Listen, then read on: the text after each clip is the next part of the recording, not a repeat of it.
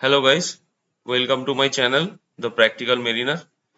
Last episode में almost GC का सारा खत्म कर दिया था। जीसी और कंपोजिट मतलब पार्ट बी में क्वेश्चन 4। एक्चुअली मोस्टली मैंने जो ये है ना मतलब कॉन्सेप्ट्स है, कॉन्सेप्ट्स खत्म किया था। और थोड़ा सा ये एक चीज बाकी रह गया था पार्ट बी क्वेश्चन नंबर 4 के लिए। तो ये एक अगर कॉन्सेप्ट समझ लोगे तो तुम्हारा वर्टेक्स का भी वो हो जाएगा। ठीक है, तो सीधा सीधा हम लोग वर्टेक्स के बारे में बात करते हैं। वर्टेक्स एक वो पॉइंट है कि जहाँ पे एक कोई भी जीसी ट्रैक उसका मैक्सिमम लैटिट्यूड रीच करता है। ठीक है, ये मान लो मेरा अगर जीसी का ट्रायंगल हो गया, ये मेरा जीसी ट्रैक हो गया, पॉइंट ए टू बी जहाज जा रहा है और ये मेरा पोल है।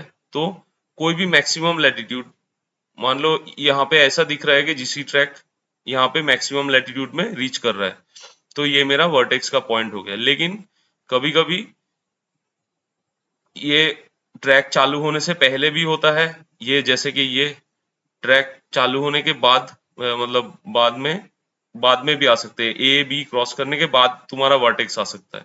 ठीक है, ये डायग्राम में ऐसा लग रहा है कि ये वर्टेक्स नहीं होगा, ये वाला नहीं होगा, ये वाला नहीं होगा। लेकिन that we have to decide with some मतलब विद एक छोटा सा कॉन्सेप्ट है, उस कॉन्सेप्ट से हम लोग डिसाइड करते हैं कि वर्टेक्स आगे आता है मेरे ट्रैक के पीछे आता है, के बीच में आता है।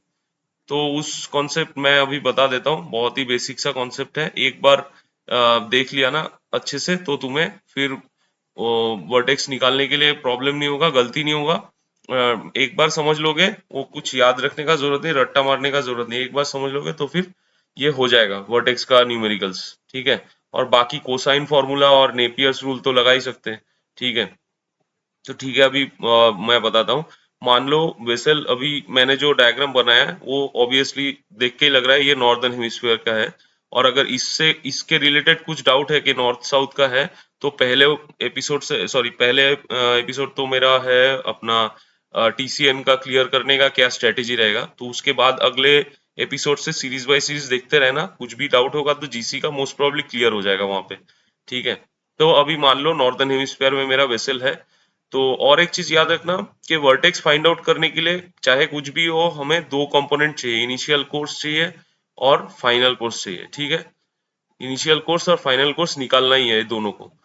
तो इनिशियल कोर्स और फाइनल कोर्स में हम लोग जो नोटेशन है उसका, जैसे मान लो नॉर्थ ईस्टर्ली कोर्स है, साउथ ईस्टर्ली कोर्स है, उसको यूज करेंगे। वैल्यू हम लोग को जरूरत नहीं है, लेकिन जब हम लोग निकालेंगे तो वैल्यू के साथ ही आएगा, तो दैट इज ओके।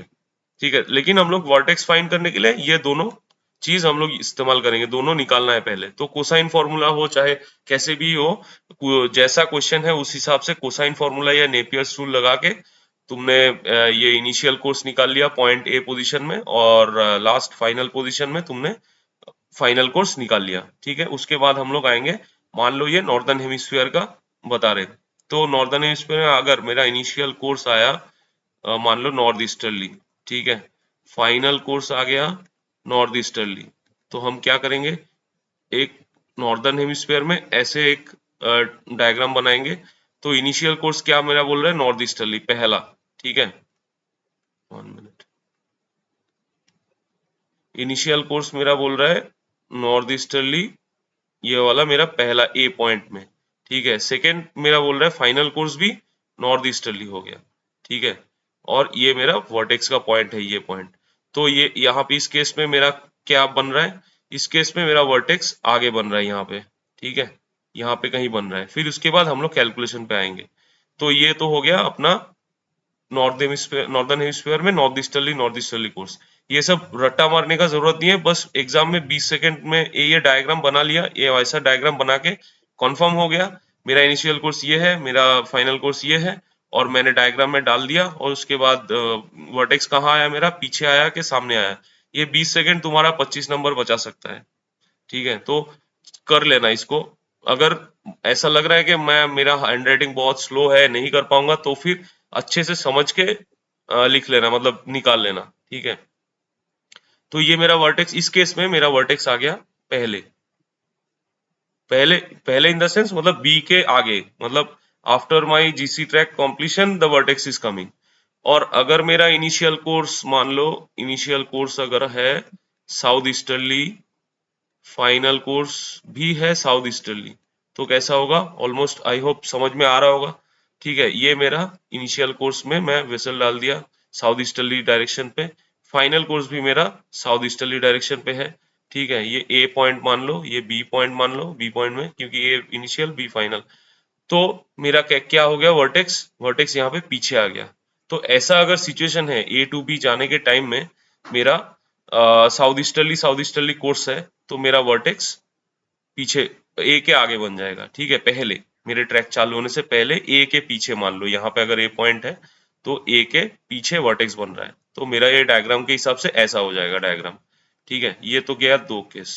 ठीक है, उसके बाद अगर नॉर्दर्न हेमिस्फीयर में ही अगर तुम्हारा मान लो इनिशियल कोर्स नॉर्थ ईस्टर्ली और फाइनल कोर्स साउथ ईस्टर्ली।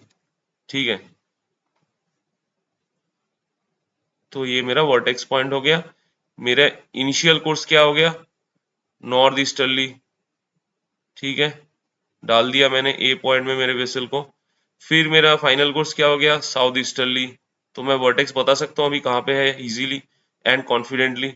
यहाँ पे पूरा ट्रैक ये मेरा ये है ए टू बी, तो वर्टेक्स मिडिल पे आएगा, यहाँ पे कहीं पे आएगा। वो रफ डायग्राम में एक ऐसा डाल देना, नो इश्यूज। इतना प्रोमिनेंट जगह पे डालने का जरूरत नहीं है, रफ डायग्राम में डालोगे तो चल जाएगा। अभी अगर ऐसे ही अगर तुम जो भी कोर्स आएगा ना, उस हिसाब से तुम अपना कर सकते हो। ठीक है, ये मैंने 3 एग्जांपल बताया। आगे का अगर इसमें आ रहा है तो खुद से एक बार ट्राई कर लेना। ठीक है, तो ये 3 एग्जांपल बता दिया। अभी अगर मान लो साउदर्न हेमिस्फीयर में बताता हूँ। ठीक है, ये पहले सब कर लेता हूँ।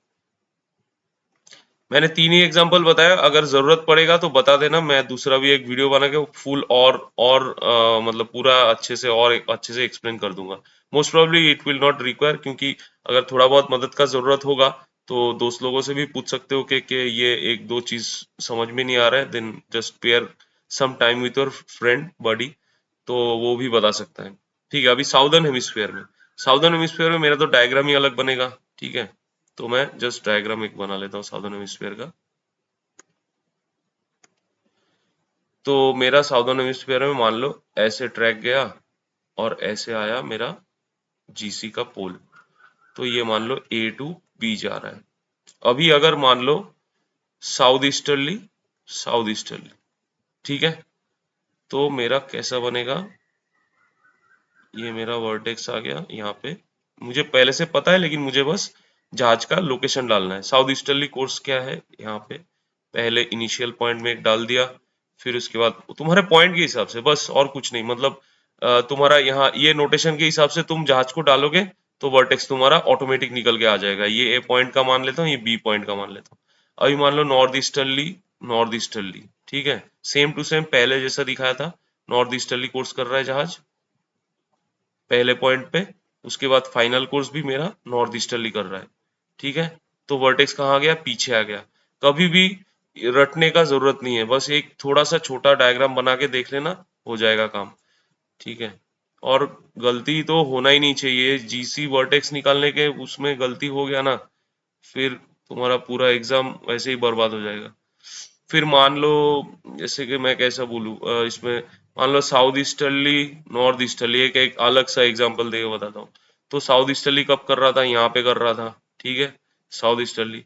और नॉर्थ ईस्टर्ली कब कर रहा था, यहाँ पे कर रहा था फाइनल पोजीशन में। ठीक है, ये ए पॉइंट हो गया, ये बी पॉइंट हो गया। होपफुली अभी तक तो समझ में आ ही गया होगा। अभी किधर भी तुम्हारा कोर्स आएगा तो तुम जहाज का पोजीशन डाल के पहले पहले जब न्यूमेरिकल्स कर रहे हो, तो उस टाइम में प्रैक्टिस जब कर रहे हो उस टाइम में तुम जहाज का पोजीशन डाल के कर लो। और अगर तुम्हें इसको ज्यादा लेंदी लग रहा है, तुम्हारे न्यूमेरिकल्स में डालना नहीं है, मतलब एग्जाम में नहीं करना है ये सब डायग्राम, तो फिर अपने खुद से दिमाग लगा के कर लेना।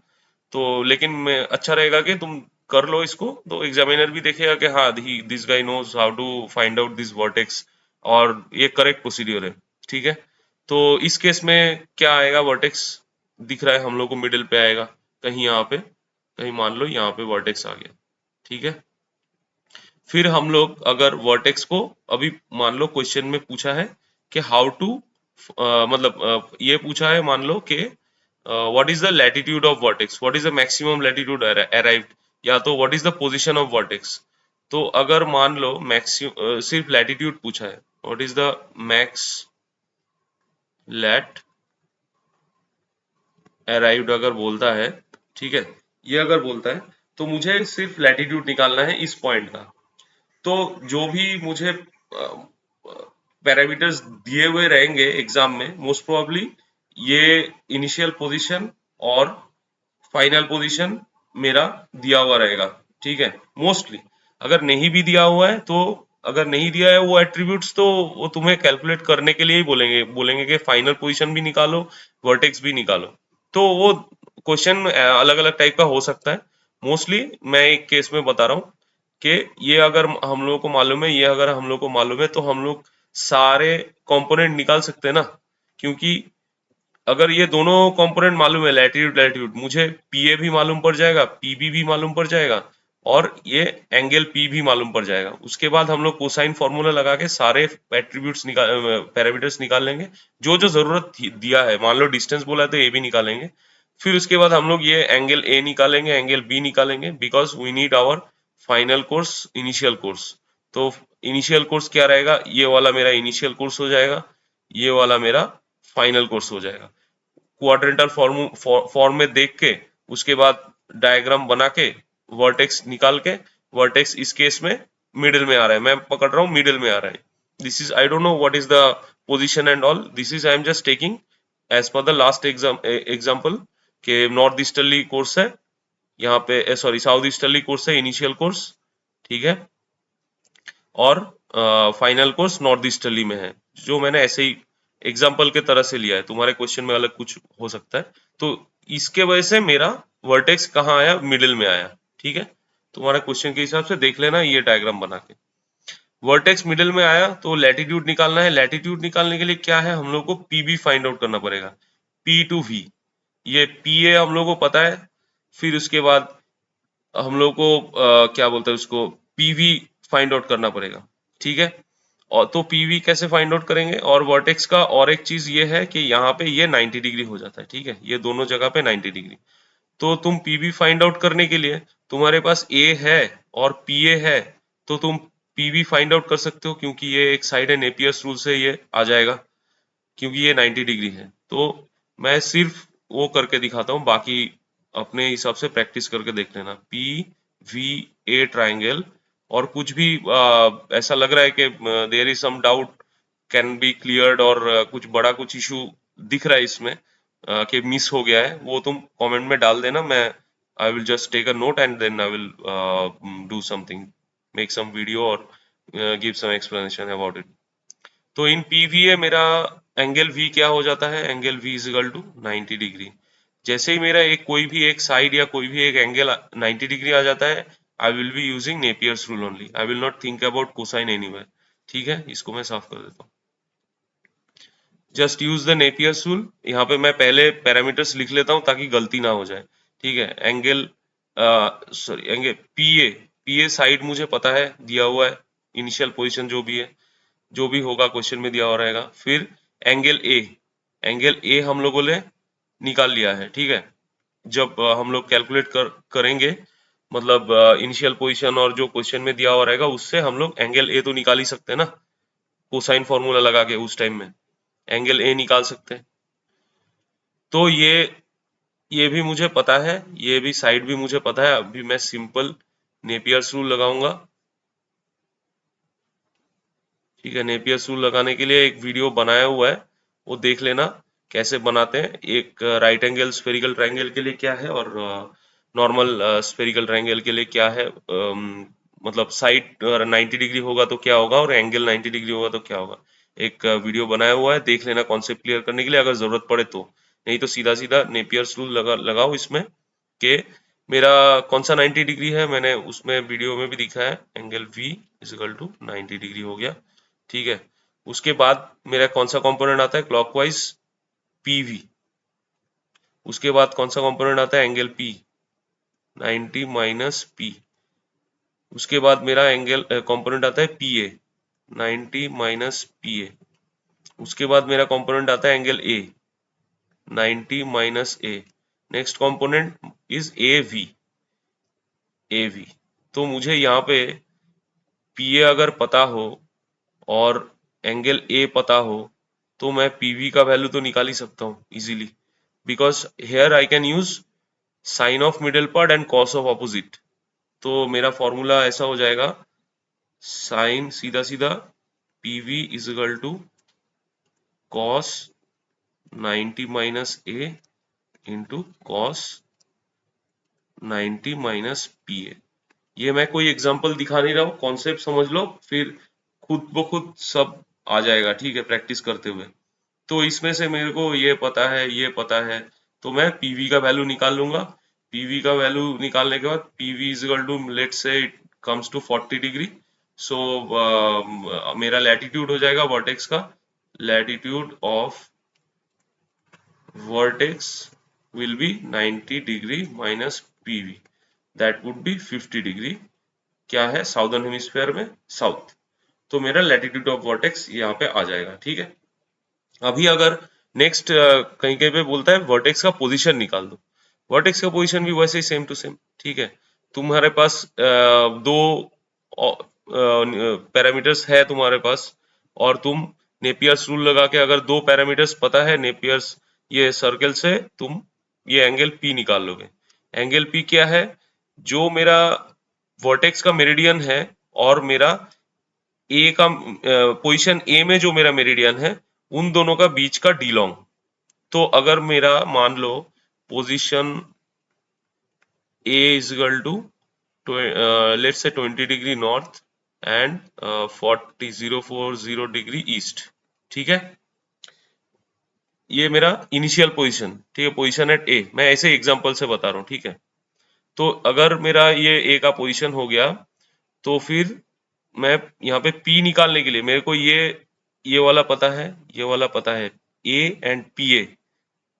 तो मैं P निकाल सकता हूँ। P निकालने के लिए, ये P निकालने के लिए मैं क्या यूज करूंगा, sine of middle part, that is 90 minus P A is equal to tan 90 minus A into tan 90 minus P, ठीक है। ये फॉर्मूला यूज करके इधर से मेरा P निकल जाएगा, इधर से मेरा P निकल जाएगा, क्योंकि मुझे ये पता है, ये पता है। ओके, सो P लेट से P आया है 10 डिग्री, ठीक है, P 10 डिग्री। वेसल तुम्हें देखना पड़ेगा डी लॉन्ग तुम्हारा पहला क्या था, ऊपर जब इनिशियल और फाइनल पोजीशन का, वेसल कौन से तरफ जा रहा है, ईस्टर्ली जा रहा है, ठीक है, वेसल ईस्टर्ली जा रहा है। तो ये अगर P 10 डिग्री आया तुम्हारा, ये अगर 10 डिग्री है, तो तुम्हारा डी लॉन्ग क्या हो जाएगा, वेसल अगर ईस्टर्ली जा रहा है तो डी लॉन्ग हो जाएगा 10 डिग्री ईस्ट। तो इस पोजीशन पे, ए पोजीशन पे मेरा लॉन्गिट्यूड था, longitude at position A is equal to 040 degree east. Okay, then मेरा डी लॉन्ग आया is equal to 10 degree east. तो क्या हो जाएगा, ऐड हो जाएगा, then longitude at vertex will be 050 degree east. तो ये बेसिक अगर कॉन्सेप्ट समझ लिया तो तुम वर्टेक्स का कुछ भी, कोई भी न्यूमेरिकल्स तुम मतलब हो जाना चाहिए। ये या तो मैक्सिमम लैटिट्यूड अराइव बोलेगा, या तो सीधा सीधा बोलेगा वर्टेक्स पोजीशन निकालो, what is the position of the vertex, या तो find out the position of the vertex. अगर पोजीशन बोला तो तुम्हें ये निकालना है और एंगल P निकालना है, ठीक है, नेपियर्स रूल यूज करके। और अगर सिर्फ latitude, find the maximum latitude arrive बोला है, तो फिर सिर्फ ये निकालो और PV को 90 डिग्री से माइनस कर दो, then it will give your latitude, same I showed you little bit earlier, ठीक है। ये पूरा वर्टेक्स का फंडा है। तो अभी तो part B, question number 4 is done, concepts done. अभी मैं अगले वीडियो में ना कुछ ये अपना MMD का क्वेश्चंस निकाल के, कुछ ट्रिक क्वेश्चंस है, मैं सिर्फ जो ट्रिक क्वेश्चंस दिया हुआ है लास्ट 5 to 6 इयर्स में, जो भी ट्रिक क्वेश्चंस दिया हुआ है ये पार्ट 4 के बारे में, वो ही सब डालूंगा। जो नॉर्मल क्वेश्चंस है that you can find out anywhere, मतलब बहुत सारे जगह पे मिल जाएंगे, ट्रिक क्वेश्चन ही डालूंगा। और अगर कुछ कमेंट आता है और if I am there available not on board, then I can try to solve it out. Let's see. ठीक है, और कमेंट में डालते रहना कि कहीं पे कुछ वीडियो में कुछ खराबी आ रहा है, कि maybe language need to be improved, maybe the writing need to be improved. You can just comment and you can let me know. और कहीं पे वीडियो लेंदी हो रहा है या कोई लेंदी करना है और ज्यादा डिटेल्स में बताना है चीज को, वो भी बता देना प्लीज। तो एक समझ में आ जाएगा कि कैसे मुझे अप्रोच करना है। ठीक है, thank you for watching this and continue watching as per series for this TCN. बहुत ही टफ एग्जाम है, लेकिन हालात के साथ, ये प्रैक्टिस के साथ वो सब सही होने लगेगा टीसीएन। ठीक है, तो B with us with this journey of this questions and all concepts for TCN. ठीक है, और दूसरे साइड में डीजी सर्कुलर भी कुछ हम लोग अपलोड कर रहे हैं। तो अगर कुछ डाउट आया, कुछ आया, तो उसमें तुम सर्च कर सकते हो कि अगर डीजी सर्कुलर तुम्हारे इसका है कि नहीं है, तुम्हारे काम का कुछ है कि नहीं है, वो तुम मेरे चैनल पे आके सर्च कर लो या तो यूट्यूब में सर्च कर लो। देख लेना, जो भी तुम्हारे हिसाब से चाहिए होगा वो तुम देख सकते हो। Okay guys, thank you for watching. Bye bye, take care, मिलते हैं बाद में अगले वीडियो में।